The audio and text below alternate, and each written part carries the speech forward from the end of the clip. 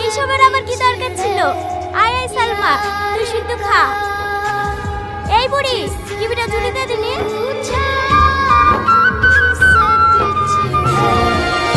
আজকের breaking news, বৌমার হাতে শাশুড়ি খুন। হ্যাঁ, আপনারা ঠিকই শুনেছেন, এই মর্মান্তিক ঘটনাটি ঘটেছে নদিয়া জেলার পলাশীপাড়ায়। আমরা আপনাদেরকে সরাসরি দেখানোর চেষ্টা করছি ঘটনাটা ঠিক কি ঘটেছিল। আপনি বলুন, ওনাকে কিভাবে খুন করা হয়েছে?